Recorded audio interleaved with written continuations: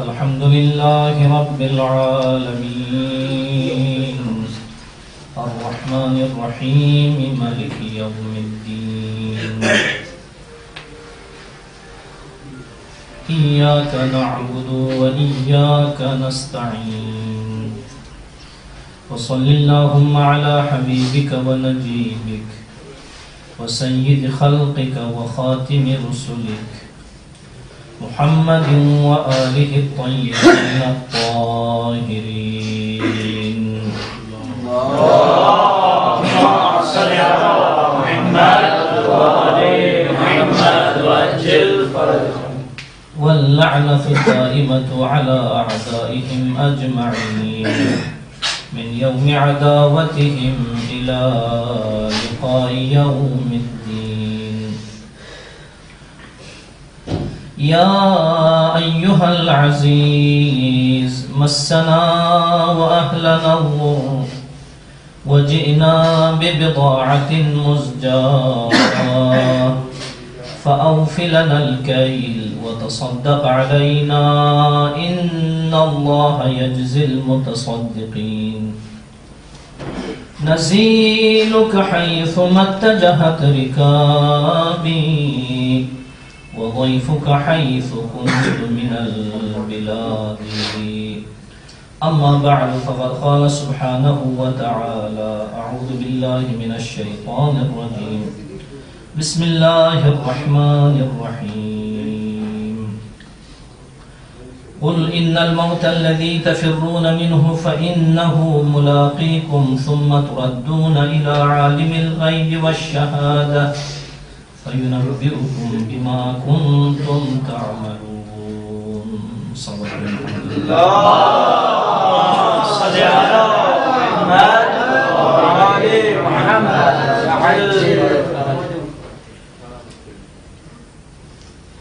شب جمعہ ہے، عبادت اور دعاؤں کی رات ہے. اس کے بعد اللہ تعالیٰ کے اس عظیم مہینے سے گزر کر پیغمبر اکرم صلی اللہ علیہ وآلہ وسلم کے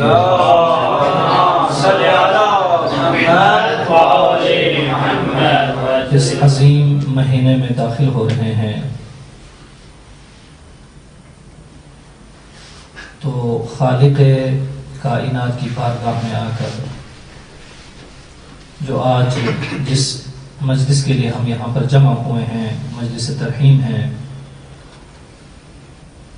بانی کو بہر صورت یہاں پر پہلے حاضر ہونا چاہیے تھا لیکن وہ خود نہیں ہے. لیکن چونکہ جو جس کی سنگ بنیاد جن محفلوں کی مجلسوں کی رکھتے ہیں، اس عظیم مقام اور مکان کے توسط سے تحریک جعفریہ پاکستان کے اس عظیم دفتر کی طرف سے، لہٰذا بہر صورت چونکہ مجلس ترحیم ہے اور آپ نے بھی انشاءاللہ شب اول ماہ شعبان المعظم کے اعمال بھی انجام دینے ہیں، لہٰذا زیادہ مزاحم نہیں ہوں گا. لیکن چونکہ اپنے مرحومین کو یاد کرنے کے لیے اور خصوصاً آج کے اس جس کے لیے مجلس ترحیم برگزار ہوئی ہیں، مرحوم مرید عباس اور جتنے بھی دین اسلام کی خدمت کرتے ہوئے دنیا سے چلے گئے ہیں، علماء، فقہاء، مخصوصاً رہبر کبیر انقلاب حضرت امام خمینی رضوان اللہ علیہ، اور ہم سب کے مرحومین جو دنیا سے چلے گئے ہیں، اور ملت جعفریہ کے لیے جنہوں نے وطن عزیز میں اتنی خدمات انجام دیں، ان سب کو یاد کرتے ہوئے ایک مرتبہ سورہ حمد اور 3 مرتبہ سورہ اخلاص کی تلاوت کیجیے.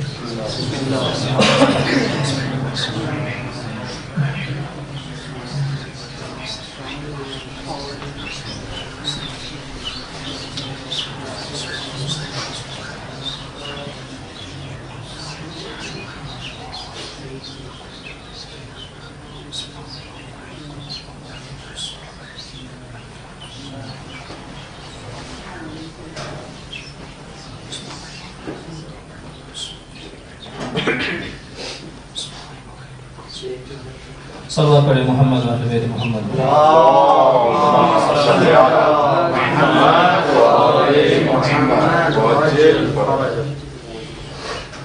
صورت ان کے فرزند کی طرف سے آج اس شب اول ہے اس مرحوم کے لیے، تو جنہوں نے نماز پڑھی ہے بہت ہی خوب، بہت اچھا نماز پڑھی ہے، لیکن جن کو یا معلوم نہیں ہے یا مثلا ان کے نام کا پتہ نہیں تھا، بہر صورت نماز اگر رہ گئی تو پھر بھی جو ہے نا نیمہ شب تک کوئی مشکل نہیں ہے، انسان وحشت قبر کی 2 رکعت نماز کو پڑھنا چاہیے، کیونکہ اگر آج ہم کسی کے لیے پڑھیں گے تو کل انشاءاللہ جب ہم بھی تنہا اس تاریک گھر میں جب پہنچیں گے تو اس وقت خدا وند متعال یہ توفیق عنایت کرے گا دوسروں کے لیے، وہ بھی ہمارے لیے، اور اس کام کو انجام دے دے۔ صلوات پڑھیں محمد و اہل بیت محمد۔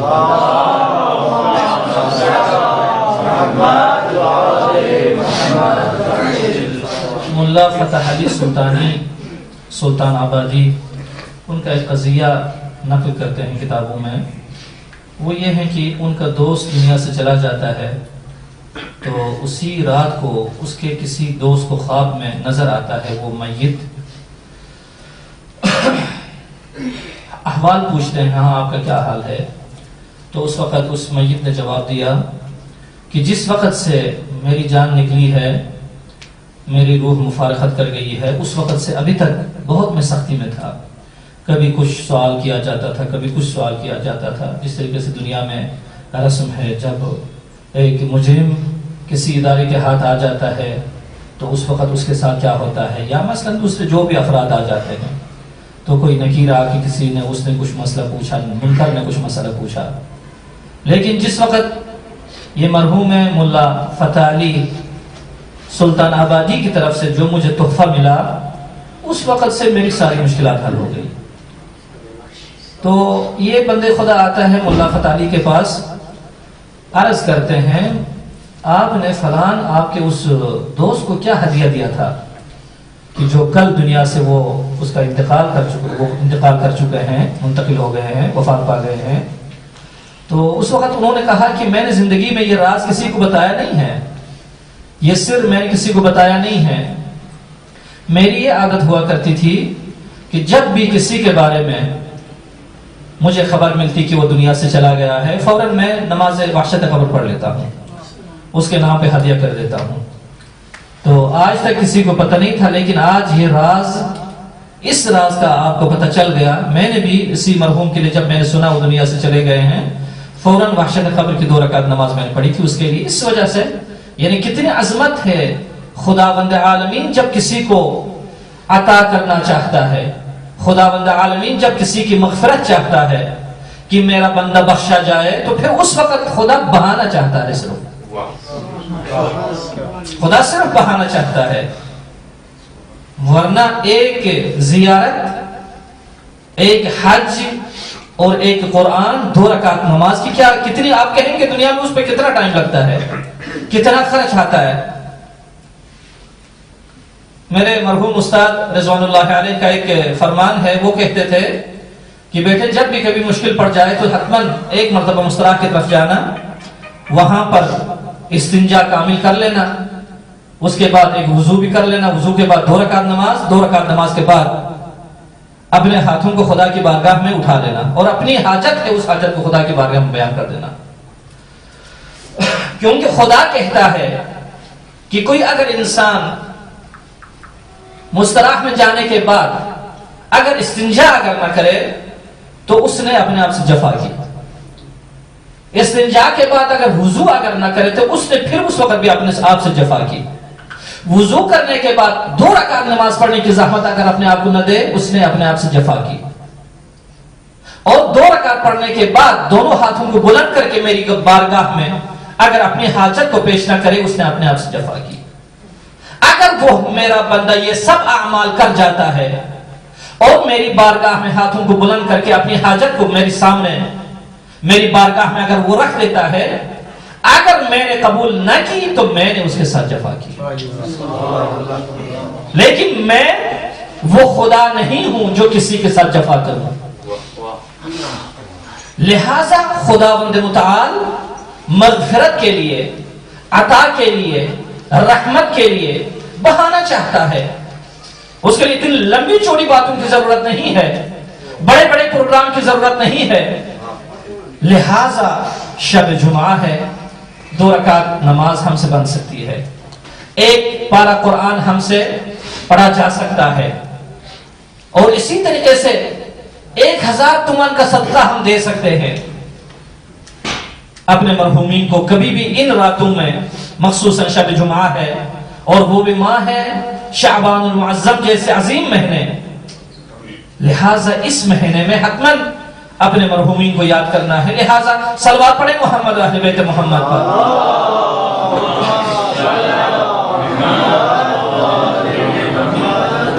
خالق دو جہان نے موت کو بنایا اور اس کے بعد حیات کو بنایا، لہذا یہاں پر جب خالق نے یہ کہا کہ ہم نے موت کو بنایا، یعنی الذی خلق الموت والحیات، موت کو خلق کیا اور حیات کو خلق کیا۔ ابھی بہت سارے لوگ اس بحث میں پڑ جاتے ہیں، بڑے دقت کے ساتھ یہ بحث کر لیتے ہیں کہ یہ جو موت ہے یہ فنا ہے، یہ جو موت ہے عدم ہے، نیستی ہے، نابودی ہے۔ نہیں، اصلا نہیں ہے۔ علماء نے کہہ دیا ہے، اپنے جگہ پر ثابت کر دیا ہے۔ میں نہیں چاہتا آج کی اس عظیم رات میں اس بحث میں پڑ جاؤں، کچھ احادیث میں بیان کروں گا، کچھ آیت آپ کی خدمت میں بیان کروں گا۔ اگر اور کچھ بھی نہ ہو، مثلا ظلمت ہے، تاریکی ہے، روشنی ہے، اگر آپ دنیا داری کے عنوان سے بھی اگر مطالعہ کریں تو ابھی الحمدللہ بہت بڑی جو ہے علمی ترقی ہے۔ وہ کہتے ہیں نہیں، اصلا ظلمت کے نام سے ایک وجود ہے۔ اصلا مثلا ہم کہتے ہیں ظلمت کیا ہے، مثلا منطق میں بھی آپ نے کہہ دیا کہ جہاں پر کہتے ہیں عدم اور ملکہ، بصر ملکہ ہے اور نابینا اور یہ کیا ہے، عدم ہے۔ اسی طریقے سے روشنی ملکہ ہے اور یہ ظلمت کیا ہے، عدم ہے۔ حالانکہ حقیقت یہ نہیں ہے، ٹھیک ہے، ایک منطقی بحث کریں گے، لیکن حقیقت اگر یہ ہوتا تو خداوند عالم ایک نیستی کو جس کا وجود نہیں ہے، خدا کیسے خلق کرتا اس کو؟ یعنی ہم یہ نہیں کہتے ہیں کہ خدا کیسے خلق کرتا ہے، یعنی خدا کی طرف عاجزی، خدا کی طرف عدم استطاعت، اس چیز کو منسوب نہیں کیا جاتا، لیکن یہ ہے خداوند متعال عقل اور انصاف کے تقاضے کے مطابق خدا چلتا ہے۔ جس طریقے سے امام صادق صلوات اللہ وسلام علیہ کی خدمت میں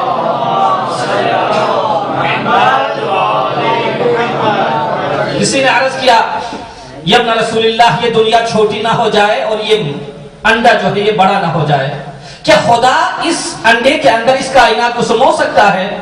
تو میرے مولا نے فرمایا، یہ سمو سکتا ہے نہیں سکتا اس کا کوئی مطلب نہیں ہے۔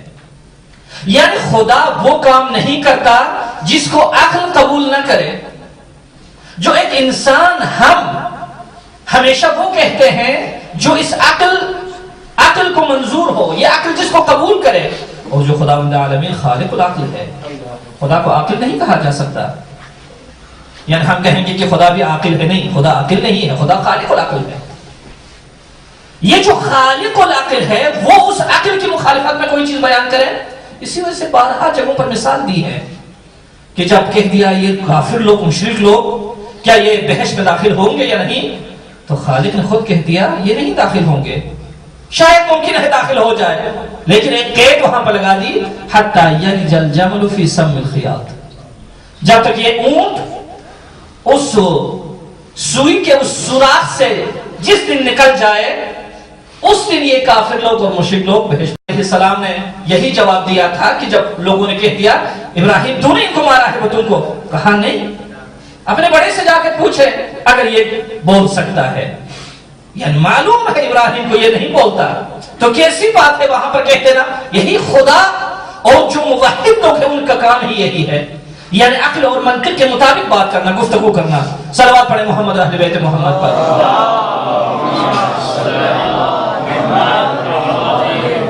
لہٰذا یہ کہہ دینا کہ یہ جو موت ہے، مرگ ہے، یہ ایک چیز نیستی ہے، عدم ہے، اصلا اس کا کوئی تک نہیں بنتا اس آیت کریمہ کے ساتھ۔ اللہ نے فرمایا تبارک الذی بیدہ الملک وہو علی کل شیء قدیر الذی خلق الموت والحیاۃ، یعنی خدا نے اس موت کو بھی بنایا اور اس حیات کو بھی بنایا.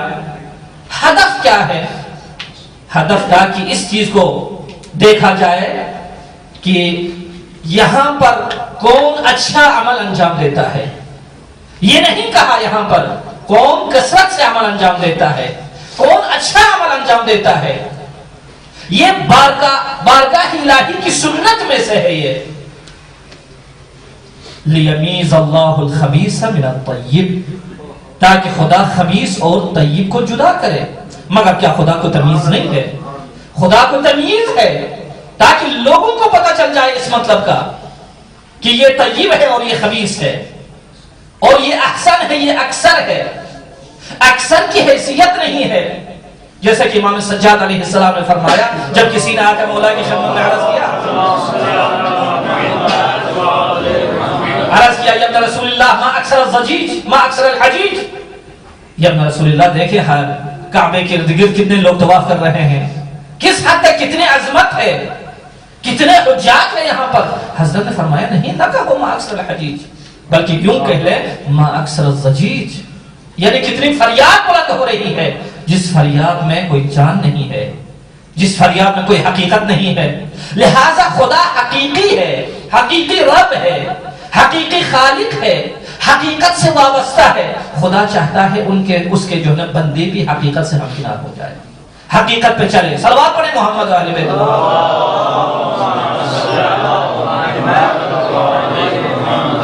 بس موت ایک ایسی چیز ہے جس سے امکان نہیں ہے انسان فرار کرے. آیت کریمہ یہ کہتی ہے، حضرت امیر المؤمنین آج کی رات دعائے حضرت کمیل جو ہے جس میں ہم پڑھتے آتے ہیں، اور حضرت خضر سے میرے مولا نے اس دعا کو جناب کمیل کو تعلیم دی ہے، جس میں وَلَا يُمْكِنُ الْفِرَارُ مِنْ حُكُومَتِكَ. ہم جس طریقے سے چلیں، اس طریقے سے جس انداز سے ہم زندگی کریں، کبھی یہ موت ایک ایسی چیز ہے جس سے فرار ممکن نہیں ہے. یہ تو ائمہ اطہار علیہ السلام نے خود بھی بیان کیا ہے.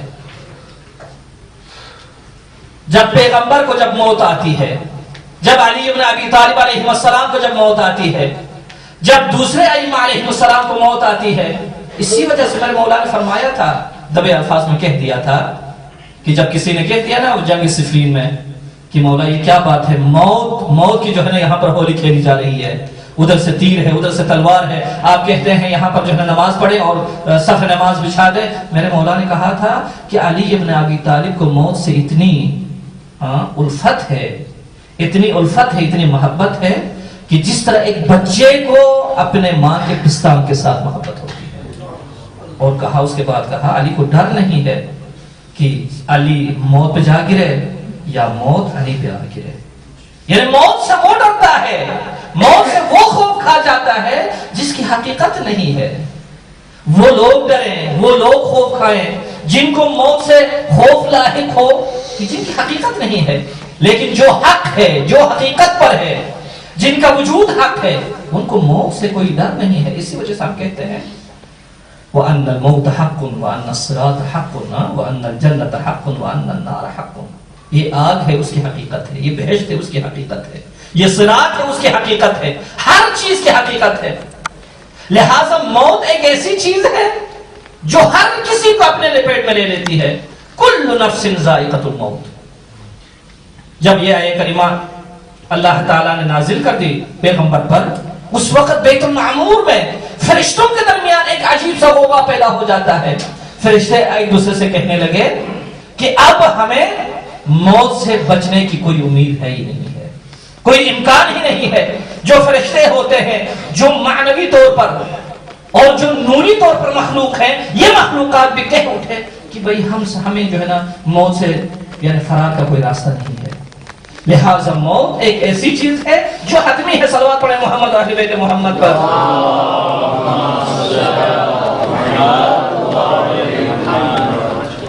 موت کی تمنا کرے، موت کی تمنا نہ کرے، کیا کیا جائے؟ قرآن کریم میں ہے، جنہوں نے کہہ دیا نا یہود نے کہ ہمیں خدا جو ہے نا ہمارا خدا سے رشتہ ہے، تو دوسروں نے مسیحیوں نے کہہ دیا ہمیں خدا سے رشتہ ہے. بالآخر آیت کریمہ یہودیوں کے بارے میں ہے کہ میرے حبیب ان سے جا کے کہہ دے اگر واقعاً تم خدا کے محب ہو تو اس وقت موت کی تمنا کرو، فتمنوا الموت. اس کے بعد یہ لوگ موت سے بھاگیں گے، موت کو اپنے آپ سے دور کرنے کی کوشش کریں گے. ان سے کہہ دینا قل ان الموت الذي تفرون منه فانه ملاقيكم ثم تردون الى عالم الغیب والشهادة، کہ تم اس موت سے جس حد تک بھاگو لیکن یہ موت تمہارا پیچھا کرتے رہے گی، یہ موت تمہارا پیچھا نہیں چھوڑے گی. اور ایک دن یہ موت لاحق ہونے کے بعد قیامت کے دن تمہارا نام عمل کھول دیا جائے گا. اس دن معلوم ہو جائے گا کہ تم نے کیا عمل انجام دیا ہے، کون سا برا کام انجام دیا ہے، کون سا اچھا کام انجام دیا ہے. لہذا موت حقیقی ہے. اب اس موت کو تقسیم کرتا ہے قرآن، کبھی موت مہاجر اللہ اور کبھی کہہ دیا موت مقرب، کبھی کہہ دیا ہے موت اصحاب یمین اور کبھی کہہ دیا ہے موت اصحاب شمال. اور آج کا موضوع،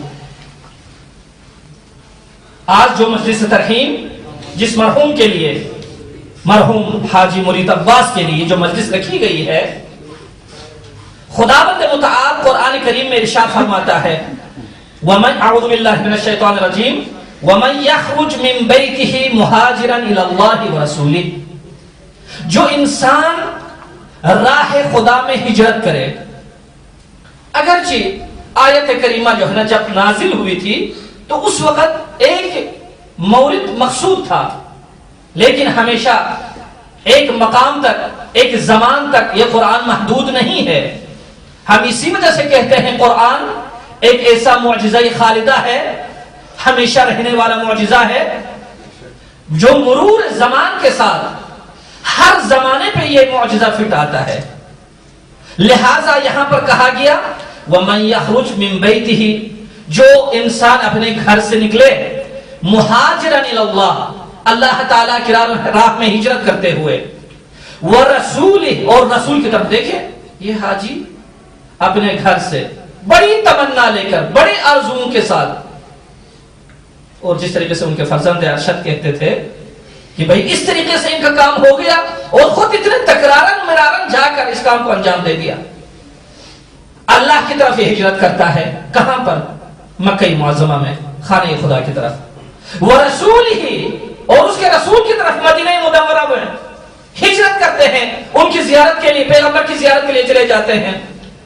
اور اس کے بعد یہ کم نہیں ہے، اس عرفات سے بھی بہتر عرفات کربلا میں موجود ہے. امام حسین علیہ السلام کی زیارت کے لیے، بقیہ ائمہ علیہ السلام کی زیارت کے لیے چلتے گئے.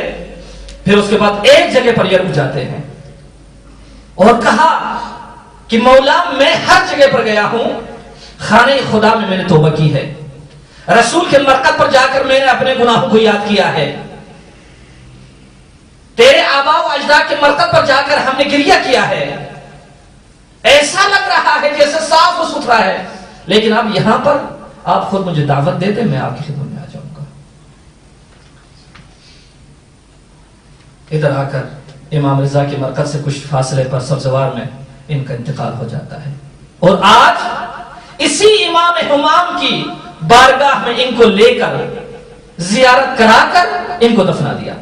خالق کیا کہتا ہے؟ خالق یہ کہتا ہے جب اس طریقے سے مہاجرت کی ہے ثم یدرکہ الموت، اور اس کے بعد اس کو موت آ جاتی ہے راستے میں، فقد وقع اجرہ علی اللہ، اس وقت اس کا اجر، اس کی پاداش خداوند عالمین پر ہے، یعنی واجب ہے خدا پر. یہ خدا خود کہہ رہا ہے. علی اللہ، آپ دیکھ رہے ہیں قاعدہ لطف ہے یہاں پر، علی اللہ، خدا پر واجب ہے اس کا اجر. وکان اللہ غفور الرحیم، اور خداوند عالمین بہترین غفور ہے اور بہترین رحیم ہے. یہ موت مہاجر ہے، یعنی مہاجرت کے وقت جس کو موت واقع ہو جائے. اور ایک موت مقربین ہے جن کے بارے میں کہتے ہیں خداوند متعال فرما رہا ہے یہاں پر وَأَمَّا إِن كَانَ مِنْ أَصْحَابِ الْيَمِينِ فَسَلَامٌ لَكَ مِنْ أَصْحَابِ الْيَمِينِ، یعنی اگر یہ اصحاب یمین کیا ہے؟ اصحاب یمین دائیں ہاتھ والے جو سیدھے راستے پر چلنے والے ہیں، ان کے لیے کیا ہے؟ خداوند عالمین نے ان کے لیے ایک بڑا مقام مقرر کر دیا ہے. اور جو مقرب لوگ ہیں ان کے لیے ایک بڑا مقام مقرر کر دیا ہے، اور جو مکذبین ہیں، جو جھٹلانے والے جو لوگ ہیں، ان کا ایک مقام ہے، ایک درک ہے، ان کے لیے درک ہے، لیکن مکذبین کے لیے درک ہے۔ حضرت امام حسن مجتبی صلوات اللہ وسلم علیہ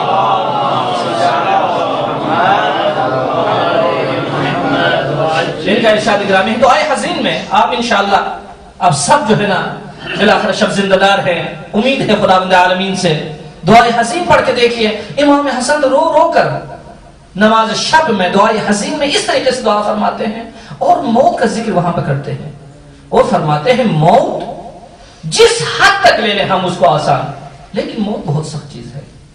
میرے مولا فرماتے ہیں موت اگر اس کے بعد حساب نہ ہو، اس کے بعد کتاب نہ ہو، نکیر منکر کا سلسلہ نہ ہو، کچھ بھی اگر نہیں ہے اس پہ، لیکن صرف اور صرف احبہ سے جدائی، عزیزوں سے جدائی، اقربا سے جدائی، نیک اعمال سے جدائی۔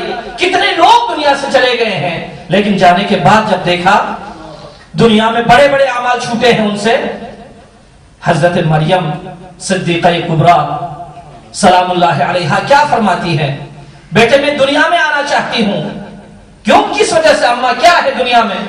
کہا دو عمل ایسے ہیں، گرمیوں میں جا کر روزے رکھے انسان، اور سردیوں میں اس ٹھنڈے پانی کے ساتھ وضو کرے اور نماز شب کے لیے کھڑے ہو جائے انسان۔ ان دونوں اعمال کے ثواب اس حد تک اس مقدار میں زیادہ ہے کہ کبھی بھی نہیں میں چاہتی کہ اس اعمال کو میں اپنے آپ سے دور کر لوں، وہ اعمال انجام دیتی رہوں۔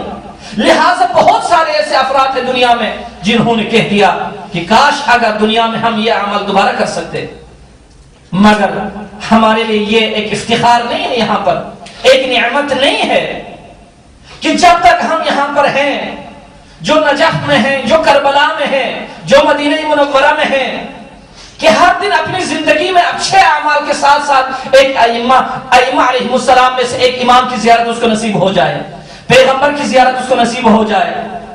اگر امام رؤوف کی خدمت میں جا کر آپ ایک دن میں ایک مرتبہ السلام علیکہ یا ابن رسول اللہ کہہ کر آپ زیارت کریں گے، اس زیارت کا جو ثواب ہے کتنا زیادہ ہے۔ خود امام نے نہیں فرمایا، خود امام نے یہی فرمایا کہ اگر کوئی انسان میری زیارت کرے ایک مرتبہ خلوص دل کے ساتھ، نیت کے ساتھ، پاک اور صدق نیت کے ساتھ، میں اس کے پاس قیامت کے دن یا 7 جگہوں پر یا 3 جگہوں پر، دونوں بیان ہوئے ہیں روایت میں آتا ہوں اور اس کو قیامت کے اس احوال سے، قیامت کی ان سختیوں سے میں اس کو چھٹکارا دے کے رہتا ہوں۔ لہٰذا یہ بہت ہی نصیب ہے اس فرد کا، خوش قسمت ہے وہ فرد جس کو خداوند عالمین نے ایک ایسا مقام عنایت کر دیا یہاں پر کہ جب اپنے آپ کو ایک پاک و پاکیزہ شکل میں منتقل کر دیا، ہر آلودگی سے اپنے آپ کو پاک کر دیا، اسی وقت اس کی جان نکل جاتی ہے خدا کی بارگاہ میں اور رسول کی بارگاہ میں، اور اس کے بعد رسول کے فرزند کی بارگاہ میں۔ لہٰذا بہت خوش نصیب ہیں، میں زیادہ مزاحم نہیں ہوتا، بہت خوش نصیب ہیں۔ میں آج ان کے فرزند سے، ڈاکٹر صاحب سے میں عرض کروں گا کہ آپ بھی خوش نصیب ہیں، وہ بھی خوش نصیب ہیں کہ ان کو مشہد الرضا میں امام رضا علیہ السلام کی جوار میں جگہ عنایت ہوئی ان کی طرف سے، اور آپ کو اتنے سارے طلباء، اتنے سارے علماء، سادات کرام، علماء کرام یہاں پر جمع ہو کر آپ کو برسہ دیتے ہیں کہ آپ کے والد گرامی کے انتقال پر۔ لیکن چونکہ ماہ شعبان بھی شروع ہو چکا ہے، حسین علیہ السلام کون ہیں؟ حسین وہ ہستی ہیں جب دنیا میں آئے سب کو خوشیاں نصیب ہوتی ہیں، سب ہنستے ہیں، خوشی مناتے ہیں، لیکن جب حسین دنیا میں آتے ہیں تو خدا ذکر مصائب پڑھتا ہے، جبرائیل امین کریا کرتا ہے۔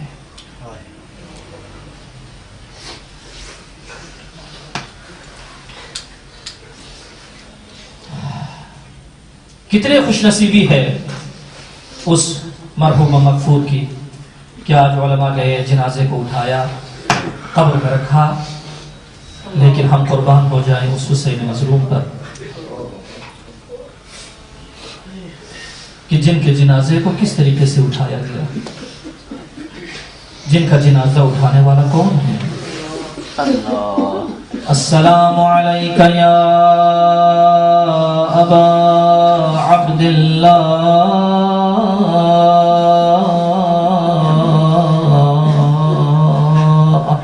یا ابن رسول اللہ یا حسین ابن علی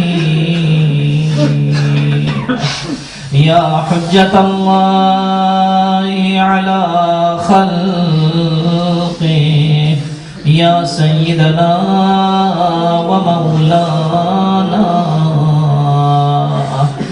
انا توجہنا واستشفعنا وتوسلنا بك إلى الله وقدمناك بين يدي حاجاتنا يا وجيها عند الله اشفع لنا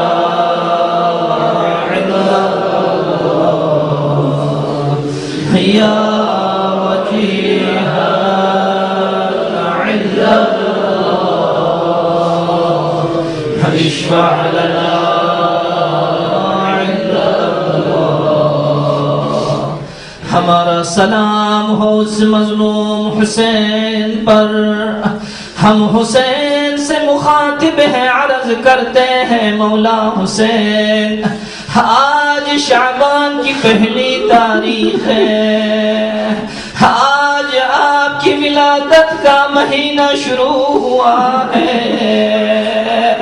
ہم یہاں پر جمع ہو کر آپ کا ذکر کر رہے ہیں.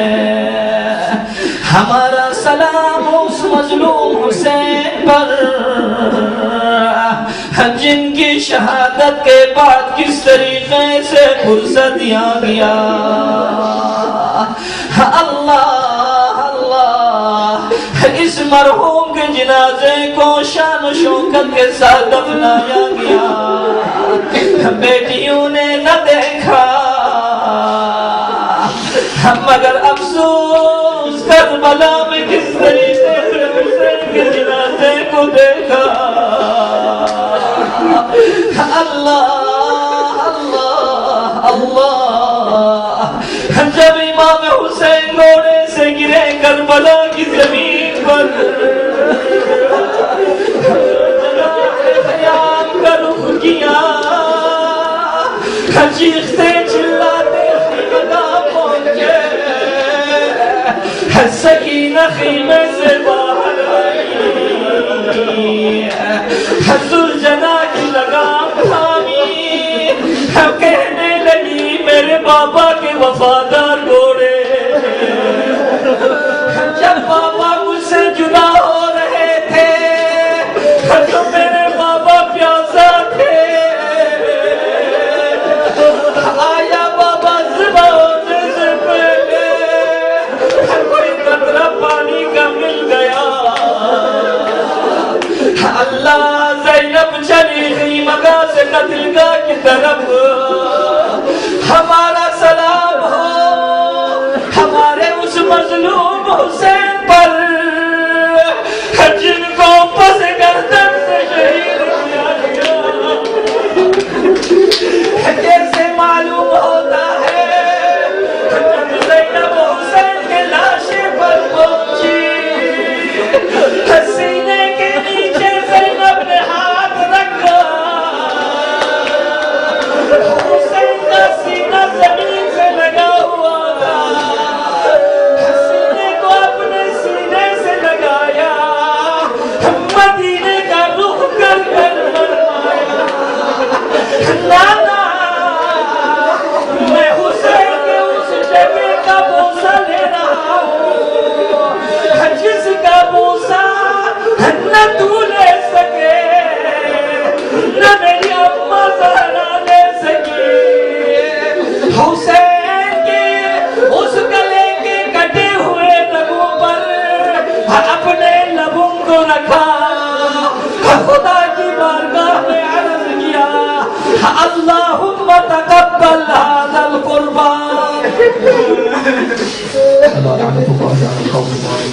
المتقين وقبل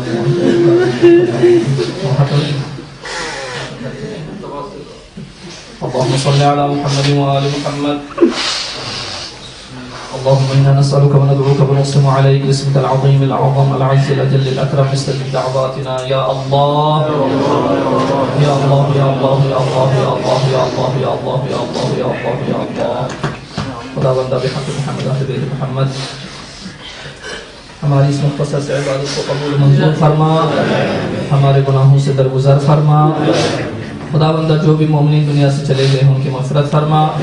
خدا بندہ ہم سب کے مرحومین خصوصاً جو آج مرحوم جو دنیا سے چلے گئے ہیں، خدا بندہ مرحوم مرید عباس حاجی مرید عباس کو جوار اہل بیت میں جگہ عنایت فرما، ان کے پسماندگان کو صبر جمیل عنایت فرما.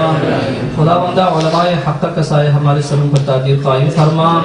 خدا بندہ بحق محمد اہل بیت محمد فقہاء کرام راجع عظام اور رہبر معظم انقلاب خدا بندہ ان کو طول عمر بابرکت عنایت فرما.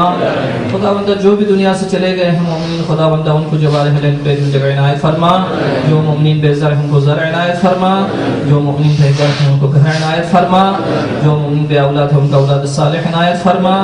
خدا بندہ ہم سب کو، ہم طلباء ہیں پروردگارا، خدا بندہ تیرے دین کو پڑھنے اور سمجھنے اور اس پر عمل کرنے کی توفیق عنایت فرما، اور علوم محمد و آل محمد کو حاصل کرنے کے بعد دوسروں تک پہنچانے کی توفیق عنایت فرما. خدا بندہ بحق محمد اہل بیت محمد جو مومنین مریض ہیں خصوصاً جنہوں نے دعا کے لیے کہا ہے ان کو شفا عنایت فرما. خدا بندہ بحق محمد اہل بیت محمد عالم اسلام کو سربلند فرما، عالم کفر کو سرنگون فرما. خدا بندہ جو بھی جہاں پر بھی دشمنان تشیع ہیں خدا بندہ اس کو نیست و نابود فرما. خدا بندہ تشیع کی حفاظت فرما. خدا بندہ ایام تبلیغی ہیں پروردگار، جو بھی مومنین، جو بھی طلباء، جو بھی زائرین سفر کر رہے ہیں، سفر زیارتی، سفر تبلیغی، جس طریقے سے بھی خدا بندہ ان کے سفر کو محفوظ فرما. خدا بندہ ان کو دشمن اور اشرار کی شروں سے محفوظ فرما. خدا بندہ بحق محمد اہل بیت محمد جو بھی زائرین کی راہ میں رکاوٹ کھڑی کر رہے ہیں پروردگارہ ان کو نیست و نابود فرما. خدا بندہ بحق محمد اہل بیت محمد ہم سب کو دنیا میں محمد اہل بیت محمد کی قبور کی زیارت نصیب فرما، آخرت میں ان کی شفاعت نصیب فرما. بحق محمد و آلہ الطیبین الطاہرین رحم اللہ من قرأ الفاتحہ.